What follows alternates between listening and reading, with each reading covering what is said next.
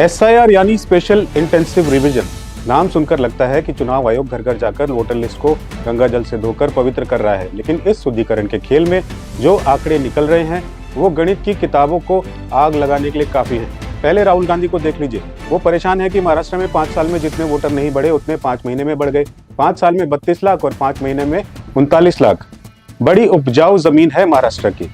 राहुल गांधी का कहना है कि हरियाणा में ब्राजीलियन मॉडल की फोटो वोटर लिस्ट में है। अब भाई चुनाव आयोग ग्लोबल हो रहा है तो आपको क्या दिक्कत है? अगर हरियाणा का ताऊ ब्राजीलियन मॉडल की फोटो के पीछे छिपकर वोट डालना चाहता है तो ये अंतर्राष्ट्रीय संबंधों की जीत हुई ना।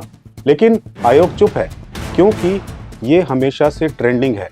मौन ही सबसे बड़ा उत्तर है। उधर कंगना जी भी कुछ कह रही हैं। मैं चाहती हूँ सबसे पहले तो मैं इस सदन की तरफ से उन महिला से बहुत ही माफी मांगती हूँ कि इस सदन में बिना उनके आजकल जो पर्सनैलिटी राइट्स का भी एक बहुत बड़ा क्राइम होता है, उसके उपरांत उनका फोटो यहाँ यूज किया गया। मुझे बहुत खेद है। भारतीय सांसद भवन की तरफ से हम उनसे माफी मांगते हैं। इधर ममता दीदी और साकेत गोखले अलग ही राग अलाप रहे हैं। वो कह रहे हैं कि 1000 डाटा एंट्री ऑपरेटर और 50 सॉफ्टवेयर डेवलपर्स की एक मिस्ट्री आर्मी बुलाई गई है। एक ऐसा AI ऐप इस्तेमाल हो रहा है जिसका वेंडर कौन है ये राज तो कोका कोला की रेसिपी से भी ज्यादा गुप्त रखा गया है। दीदी को डर है कि गुजरात और हरियाणा के लोग बंगाल में आकर डुप्लीकेट एपिक कार्ड पर संदेश खाली का रसगुल्ला खाएंगे और वोट डाल जाएंगे। हमारे इस एपिसोड से ये इंप्रेशन मत लीजिएगा दोस्तों कि किसी पार्टी के खिलाफ हैं हम या किसी के साथ। आज जो सत्ता में है सवाल उसी से बनता है कि ये सब क्या हो रहा है, किंतु मीडिया ने अलग ही नैरेटिव सेट कर डाला है।